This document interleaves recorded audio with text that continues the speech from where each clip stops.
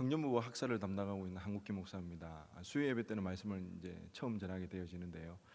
오늘 본문의 말씀을 가지고 주의 백성들아 하나님만 바라라라는 제목으로 함께 은혜 나누는 시간 되기를 간절히 바랍니다. 오늘 본문은 다윗의 아들 압살롬이 반역으로 인해서 다윗이 급히 몸을 피해 도망하는 그런 상황에서 기록하게 되어진 시편의 말씀입니다. 어떻게 보면 험악하였던 다윗의 인생 가운데서도 가장 큰 위기의 순간이지 아니었나 싶습니다. 이렇게 위태한 상황 가운데 다윗은 이 시편에서 인생 가운데 우리에게 위기를 가져다 주는 두 가지 문제에 대해서 이야기를 하고 있습니다. 첫째로는 3절과 4절에 나오는 말씀으로 넘어지는 담과 흔들리는 울타리 같이 사람을 죽이려고 너희가 일제히 공격하기를 언제까지 하려느냐. 그들이 그를 그의 높은 자리에서 떨어뜨리기만 꾀하고 거짓을 절개하니 입으로는 축복이요 속으로는 저주로다. 결국 우리 인생이 사람을 의지할 이유가 없다는 것입니다. 좋아 보이고 나에게 잘해주는 것 같은데 그것이 내가 힘이 있을 때에, 내가 가진 것이 있을 때에, 나에게 뭔가 얻어낼 것이 있을 때에는 나를 의지하고 나에게 힘이 되는 척 나에게 아부를 하지만 내가 힘이 없고 내가 연약해졌을 때는 도리로 다 떠나가 버리는, 결코 나의 인생을 책임져 주지 못하는 것이 사람이라는 것입니다. 언제나 이 인간관계 속에서, 이 사람들 속에서 중상모략과 시기와 질투로 인한 이 배신으로 큰 위기와 위험에 처할 수 있는 것이 우리의 인생이라고 다윗은 이야기해 주고 있습니다. 하지만 그것으로 끝나는 것이 아니라 이 다윗은 이 시편 62편의 이 말씀을 통하여서 하나님을 믿는 백성들도 동일한 이 고난에 빠질 수가 있다는 것입니다. 하지만 중요한 것은 그 고난이 하나님의 백성들을 결코 파멸시키거나 멸망시킬 수는 없다는 것입니다. 힘이 들고 어려울 수는 있습니다. 하지만 하나님께서 반드시 그 백성을 지키시고 승리의 길로 인도해 가신다는 것이 이 시편 62편이 우리에게 주는 위로의 말씀이라는 것입니다. 두 번째로는 10절에 나오는 말씀으로 포악을 의지하지 말며 탈취한 것으로 허망하여지지 말며 재물이 너로도 거기에 마음을 두지 말지어다. 자신이 가진 권력과 힘에 빠지지 말라는 것입니다. 그 재물에 취해서 자기 인생에 대해서 자신만만해하지 말라는 것입니다. 그것이 힘이 되는 것 같고 자기를 책임져 줄 것 같지만 결정적인 순간에 이 세상의 권력과 이 세상의 재물이 나를 책임져 줄 수가 없다는 것입니다. 지금 인도네시아의 지진과 쓰나미로 인하여서 1,200명 가량이나 사상자가 발생했다고 합니다. 그 자연재해 앞에서 그 높은 지위를 가지고 있는 권력이나 그 수많은 돈이 아무런 힘을 발휘하지 못한다는 것입니다. 이처럼 다윗은 인생에 찾아오는 고난과 세상의 허망한 것에 의지하지 말라고 경고하고 있다는 것입니다. 그런데 오늘 본문에 좀 특이한 점이 있는데요. 다윗은 자신의 아들인 압살롬이 자기의 목숨을 노리는 급박하고 이 비참한 상황에서 자기의 원수들의 제약에 대해서 토로하는 것은 이해가 되어집니다. 왜 그렇습니까? 다윗이 왕으로 권세를 부릴 때는 그렇게 그들을 자신에게 아첨하고 자신의 말을 따르는 그들이 이제는 반역을 일컫고 자기를 죽이려고 하는 그들의 제약에 대해서 하나님 앞에 참소하고 하나님 앞에 그들의 재상을 토로하는 것은 우리가 납득이 갈만합니다. 그런데 10절에 나오는 포악, 폭력을 행사하지 말고 탈취, 착취하지 말고 재물의 마음을 빼앗기지 말라는 이 윤리적 충고는 이 위급한 상황 가운데 이 시편을 보는 사람들에게 한가롭게 그렇게 윤리적 충고를 해줄 만한 그런 상황은 아니라는 것입니다. 지금 목숨이 위태로운 상황 가운데 이런 윤리적 충고를 하고 있을 정도로 다윗이 한가롭지가 않는다는 것입니다. 그래서 뭔가 이 시편에 있어서 조금 어색해 보일 수도 있습니다. 그렇지만 재물을 폭력을 행사하지 말고, 그리고 착취하지 말고 재물의 마음을 빼앗기지 말라, 이 말이 다른 사람을 향한 충고나 윤리적인 근면이 아니라 다윗 자신이 깨달은 점이라면 사뭇 이야기는 달라집니다. 충분히 이 시편의 내용에 합당하게 자연스럽게 어울릴 수가 있다는 것입니다. 다윗은 아마 이 위급한 상황 가운데 이런 것을 다시 한번 경험하게 되어지고 깨닫게 되어졌다는 것입니다. 사무엘하 12장 7절에서 12절 말씀인데요, 우리 다 함께 한 절씩 교독하도록 하겠습니다. 나단이 다윗에게 이르되 다윗이 당신이 그 사람이라 이스라엘의 하나님 여호와께서 이와 같이 이르시기를 내가 너를 이스라엘 왕으로 기름 붓기 위하여 너를 사울의 손에서 구원하고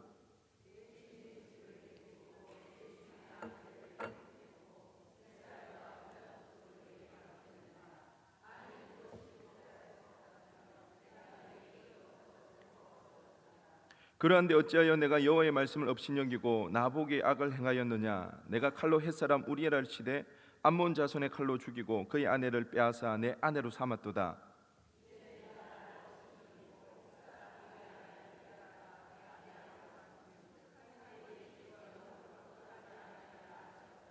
여호와께서 또 이와 같이 이르시기를 보라 내가 너와 내 집에 재앙을 일으키고 내가 내 눈앞에서 내 아내를 빼앗아 내 이웃들에게 주리니 그 사람들이 내 아내들과 더불어 백주에 동침하리라.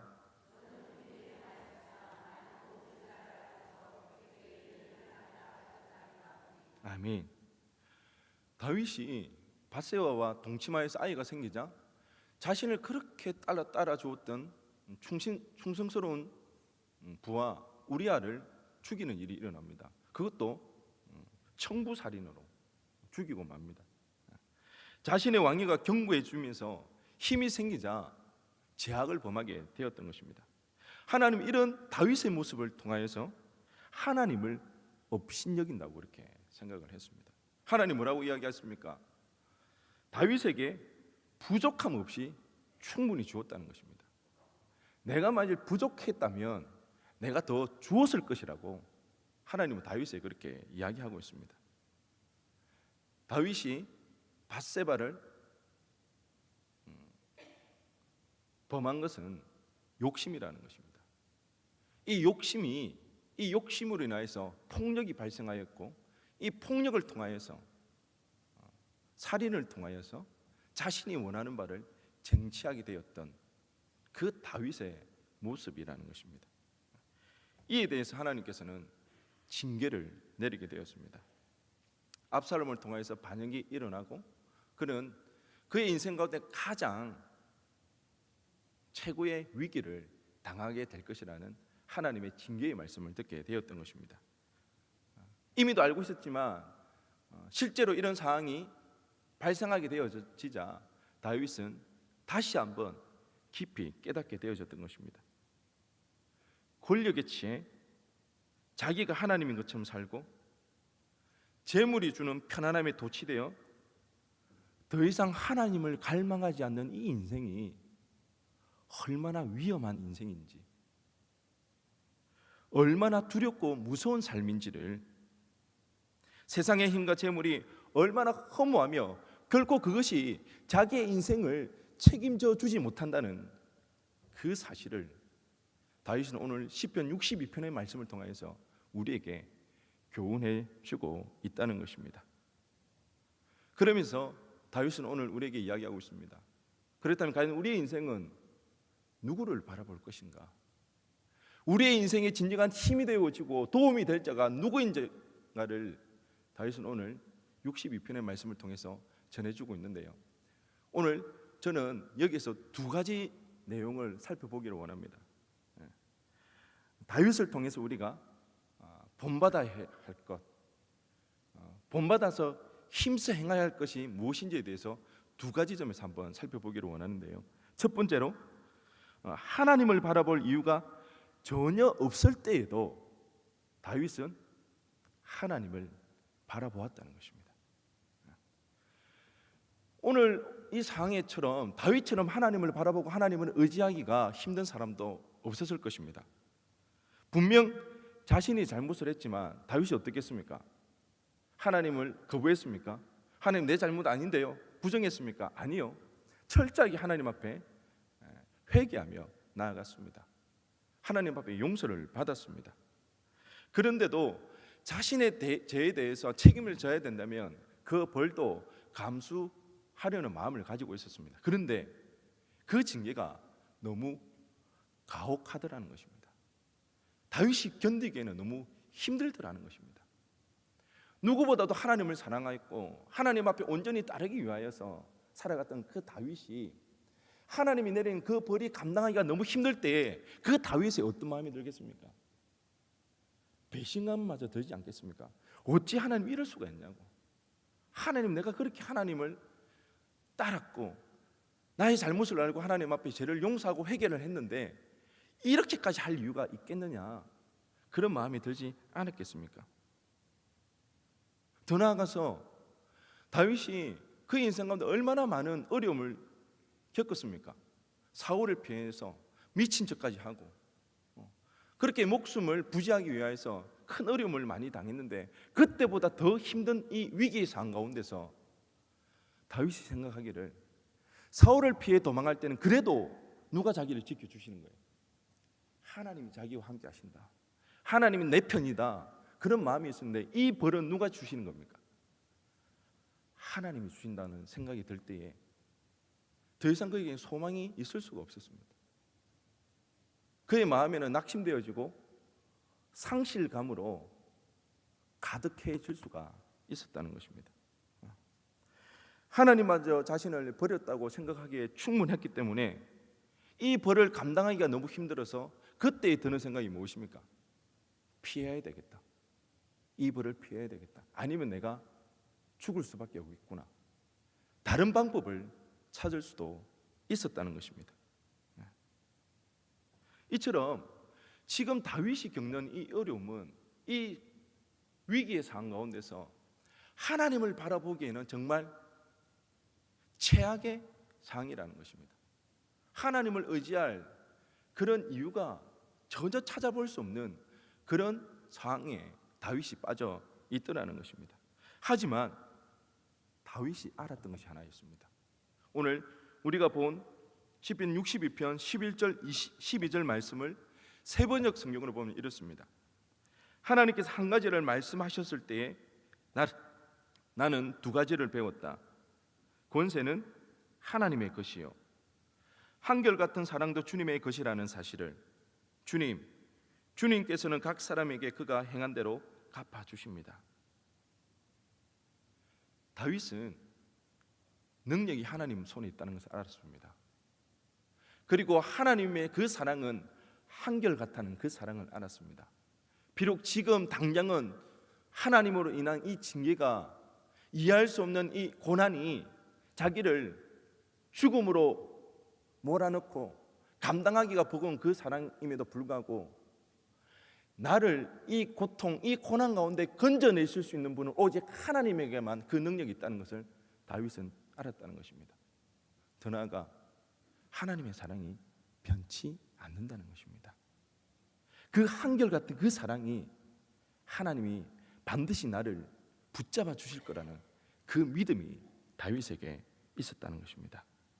그래서 그 위기, 하나님을 바라볼 이유가 전혀 없었을 그 상황, 아니 하나님을 바라보는 것이 도리어 너무 힘들었던 그 상황 속에서도 하나님을 바라보았던 그 다윗은 이스라엘 역사 가운데 하나님의 은혜를 가장 많이 입었던 사람 중에 한 명이 되었던 것입니다.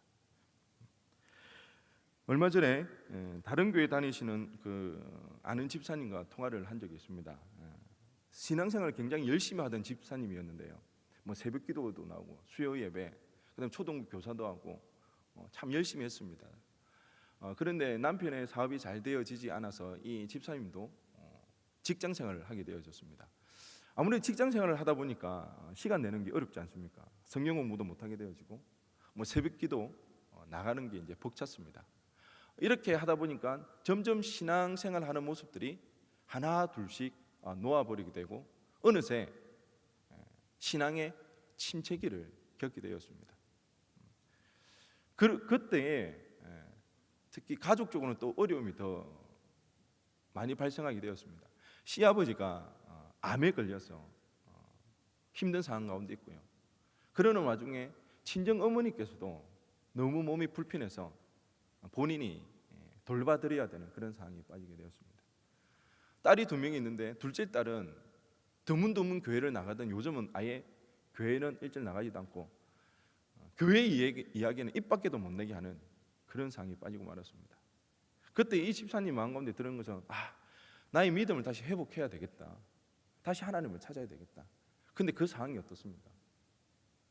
그 상황이 녹록지가 않습니다. 직장 생활도 해야 되고 또한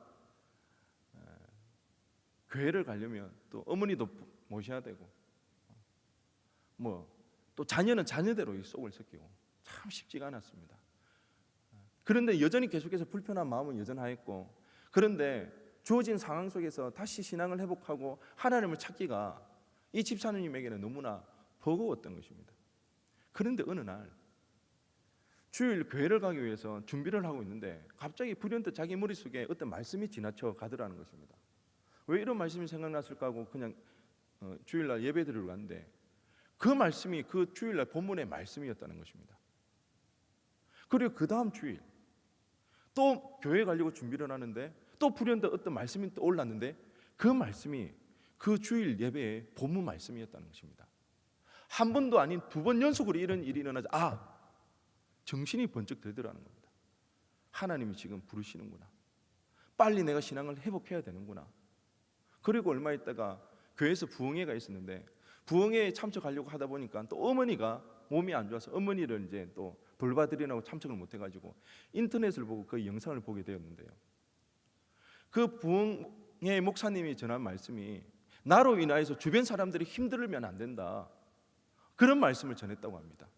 그 집사님 마음 가운데 늘 가지고 있던 마음이 나 때문에 주변 사람들이 힘든 건 아닌가 그런 생각이 드는데 마침 그 부흥회 강사님이 그런 말씀을 전해 주더라는 것입니다.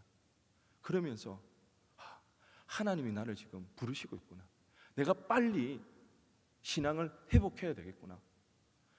그 상황이, 그 여건이, 그 환경이 변화되어지진 않았지만 그 집사님과 통할 때 그 집사님의 목소리에 얼마나 은혜가 넘치는지, 얼마나 감사한 것이 있는지, 하나님이 그래도 자기를 포기하지 아니하시고 자기를 불러주시고 자신을 은혜의 자리로 불러주신 그 하나님의 은혜가 얼마나 감사한지 제가 이 이야기를 듣는데요, 저도 참 은혜가 되었습니다. 하나님은요 절대로 당신의 사람들을 포기하지 않으십니다. 상황과 형편에 맞게 찾아가 주시고 은혜를 베풀어 주신다는 것입니다. 그럼 우리가 해야 할 일이 무엇입니까? 하나님을 바라보는 것입니다. 하나님을 찾는 것입니다. 기억하시기 바랍니다. 아무리 낙심되고 어려운 일이 발생한다 하더라도 하나님의 백성, 우리는 누구라고요? 하나님의 백성입니다. 능력이 하나님의 손에 있고 한결같은 사랑으로 우리를 인도해 가시는 그 하나님이 우리 아버지라는 사실을 잊지 마시기 바랍니다.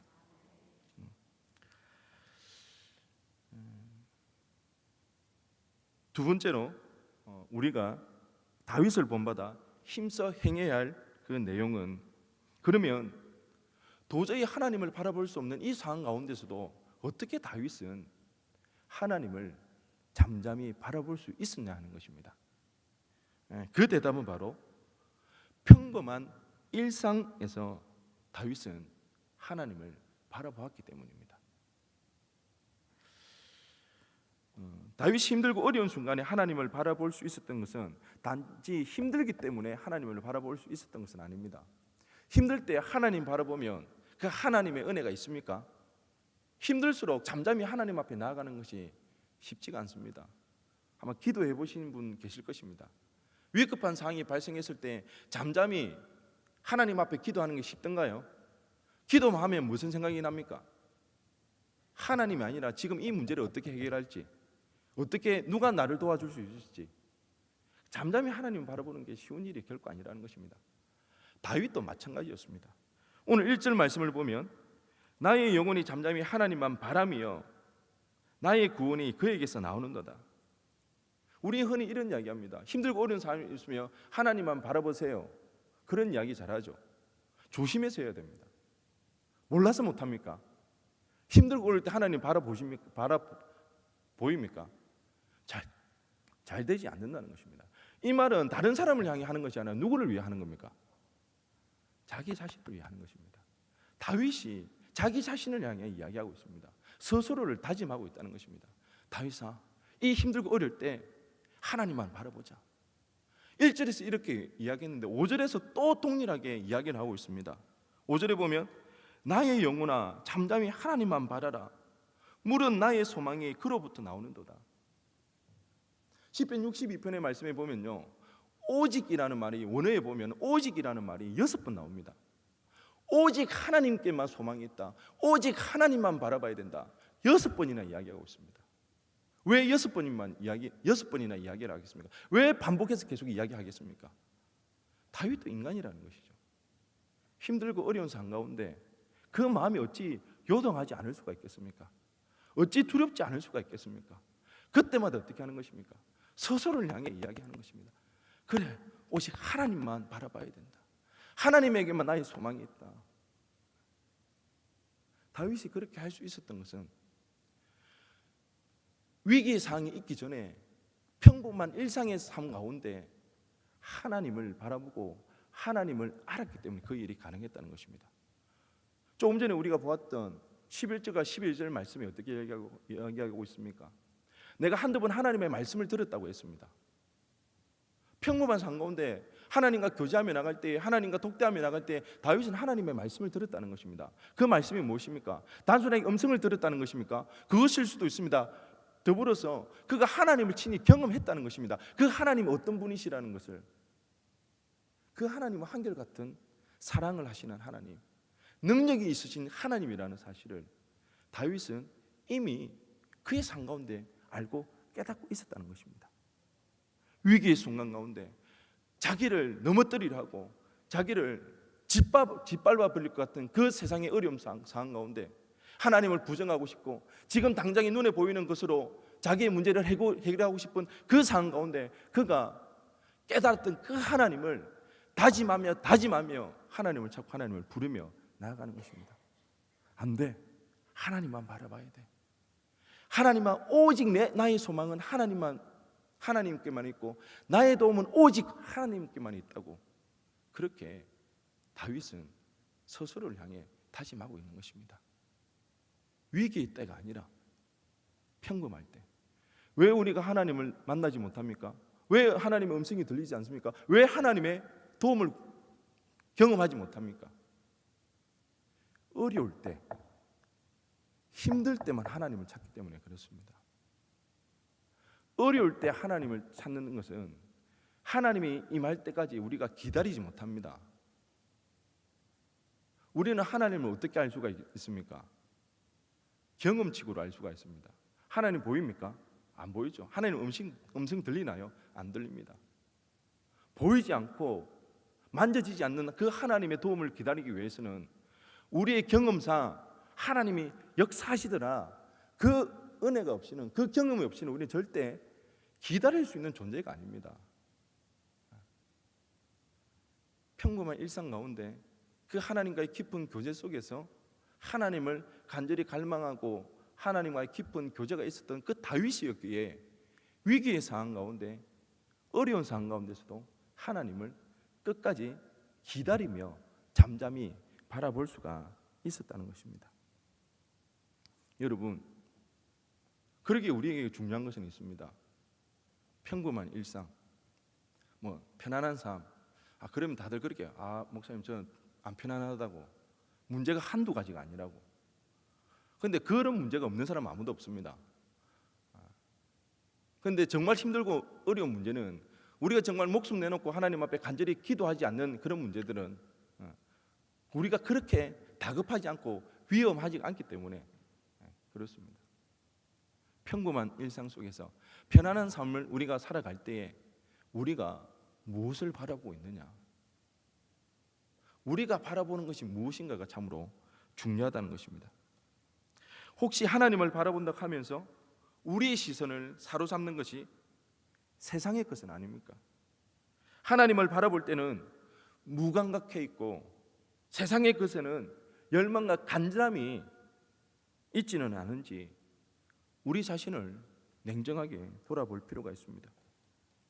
우리가 하나님보다 세상의 것에 더 관심을 쏟고 의지하는 이유는 그것들이 주는 즐거움, 기쁨, 안락함을 알기 때문에 그렇습니다. 그럼 우리가 하나님을 의지하지 못하는 이유는 무엇입니까? 그 하나님을 우리가 제대로 경험하지 못하고 하나님의 능력과 그 사랑을 맛보지 않았기 때문에 우리가 하나님을 간절히 찾거나 구하지 못한다는 것입니다. 그러기에 우리가 평범한 일상 가운데 하나님을 잠잠히 바라보는 것은 그래서 중요하다는 것입니다. 하나님을 하나님으로 경험하고 알 수 있기 때문에 그 하나님이 결국에는 내 인생의 위기 가운데 나를 건져주시고 도와주실 하나님이기 때문에. 요즘 우리가 새벽에 역대하 말씀을 보고 있는데요, 열왕기 상하의 말씀과 굉장히 중복되는 내용들이 많습니다. 그리고 굉장히 반복되는 이야기들도 많습니다. 조금 불경스러운 이야기가 될지는 모르겠지만 지겨울 정도로 계속 반복되는 이야기가 있는데요, 어떤 이야기인 것 같습니까? 성전 이야기입니다. 솔로몬 성전 이야기가 끝없이 나옵니다. 이제 끝났나 싶으면 어떻게 합니까? 또 나옵니다. 그 뻔한 이야기 또 나오고 또 하고 설교하는 참 저는 쉽지가 않습니다. 또 무슨 이야기를 전해야 될까? 그 성전이 내 성전이면 할 말도 많겠지만 제가 관여한 것도 없고 저에게도 지분이 없는데 쉽지가 않습니다. 그러면서 왜 이렇게 성전 이야기 계속해서 반복되어질까? 계속해서 언급이 되어질까? 그만큼 중요하다는 거겠죠. 하나님 보실 때는 이 성전이 너무 중요하다는 것입니다. 그리고 다윗이 성전을 짓겠다고 했던 그것이 하나님 마음에 너무 흡족했다는 것입니다.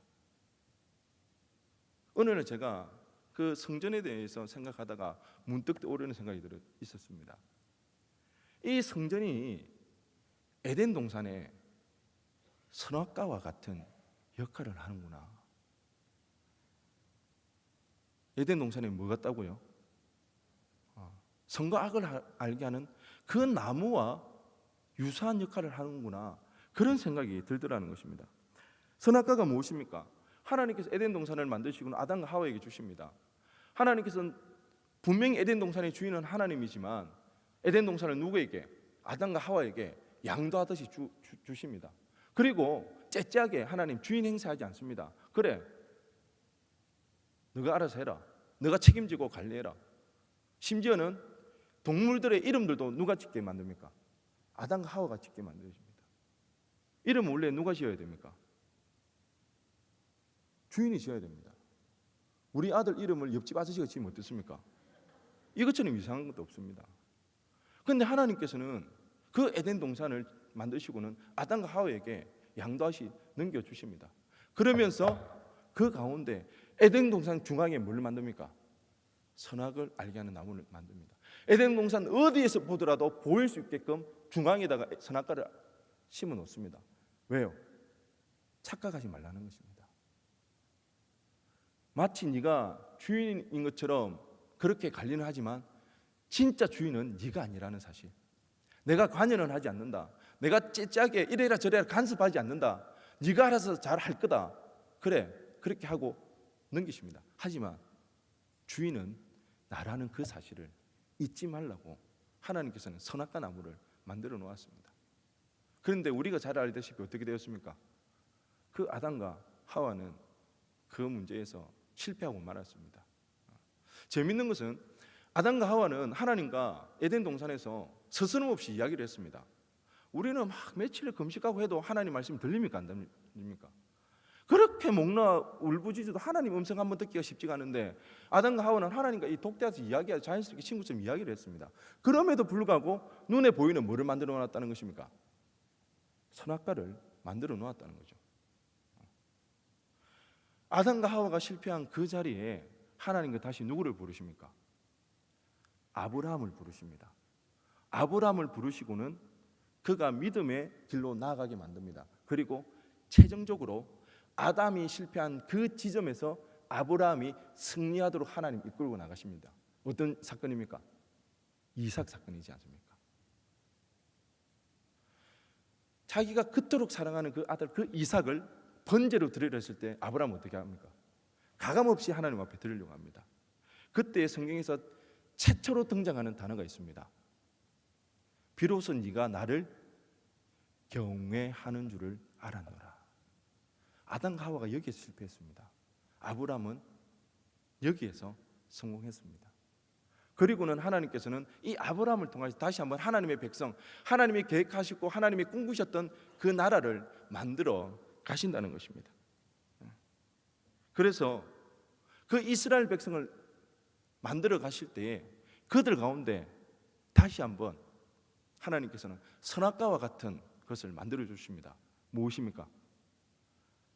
하나님의 임재의 상징인 성전이라는 것입니다. 너희들이 내가 너희의 하나님인 것을 알고 네가 나의 백성인 것을 알고 내 말 가운데 내 뜻대로만 살아가면 너희는 에덴 동산과 같이 그런 축복된 삶을 살아갈 거라고 하나님께서는 약속해 주신다는 것입니다. 그래서 성전이 그렇게도 중요했다는 것입니다. 하나님은 아담과 하와가 실패한 그 지점에서 하나님 포기하지 않았습니다.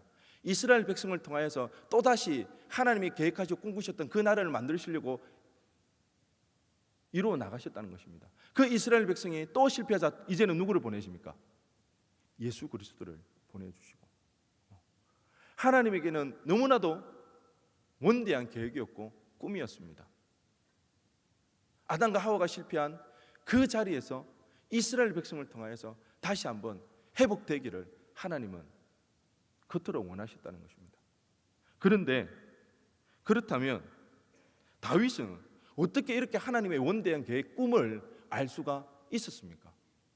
하나님 앞에 계시를 받았을까요? 제 생각에는 다윗은 하나님의 계획, 꿈을 알지 못했습니다. 하나님의 계획을 알아서, 하나님의 꿈을 알아서 성전이 선악과와 같은 역할을 한다는 그런 의미에서 성전을 지어드리겠다 그렇게 말했던 것은 아니라는 것입니다. 다윗은 단지 하나님을 뭐 했을 뿐입니까? 사랑했습니다. 하나님을 사랑하다 보니까 그 천막에 계시는 그 하나님을 조금 더 편안하게 모실 수 없을까? 너무나도 인간적인 그 생각에 성전을 지어드리겠다고 그렇게 말을 했던 것 뿐입니다. 그런데 그 생각이 하나님의 원대한 계획들, 그 꿈을 이루는 일이 될 줄은 다윗도 결코 상상하지 못했던 그런 일이 되었다는 것입니다. 그렇습니다. 하나님을 잠잠히 바라보면 하나님을 더 사랑하게 됩니다. 그러면 하나님의 은혜를 체험하게 되어지는 것입니다. 하나님을 바라보고 그 하나님을 사랑한 것 뿐인데 다윗은 하나님으로부터 엄청난 은혜를 입었습니다. 그래서 다윗은 누구보다 자신의 생명이 하나님의 손에 자기의 인생을 참으로 도우실 분이 하나님 뿐이시라는 그 사실을 명확하게 알게 되어졌다는 것입니다. 그래서 그는 절체절명의 위기의 순간에도 불구하고 하나님만을 잠잠히 바라보며 나아갈 수가 있었습니다. 비록 연약한 인간이라 휘몰아치는 인생의 큰 파도 앞에서 믿음이 흔들리기도 하지만 자신의 감정과는 상관없는 명백한 사실, 능력이 하나님 손에 있고 하나님께 자신을 한결같이 사랑한다는 그 사실을 확신하며 나아갔던 것입니다. 그래서 다윗은 위기의 순간에서도 하나님의 은혜를 입을 수가 있었던 것입니다. 여러분, 요즘 무엇을 바라보고 계십니까? 그러면 우리는 무엇을 바라봐야 됩니까? 하나님을 바라볼 때에 그 사랑을, 그 은혜를 깨달을 줄로 믿습니다. 나의 시선을 빼앗는 것들이 있습니까? 무엇이 하나님을 바라보고 하나님 앞에 나아가는 것들을 방해하고 있습니까? 그런 것들이 있다면 오늘 이 시간 내려놓기를 원합니다. 하나님 앞에 기도하며 나가기를 원합니다. 하나님, 내 인생의 주인이시여, 내 인생의 책임자, 나의 피할 바위 되시는 그 하나님을 바라보고 의지하는 것을 방해하는 세상의 것들, 하나님 이 시간 내려놓기를 원합니다. 오직 내 눈이 열려 하나님의 영광을 바라보고 내 귀가 열려 하나님의 음성을 들을 수 있는 그 인생이 되어지기를 원합니다. 그렇게 기도하며 나갔으면 좋겠습니다. 그래서 하나님의 은혜로 힘이 나고 늘 하나님의 은혜로 감사가 넘치는 그런 복된 인생을 살아갈 수 있는 우리 모두 되어지기를 주님의 이름으로 간절히 축원드립니다. 우리 시간 찬송가 다 함께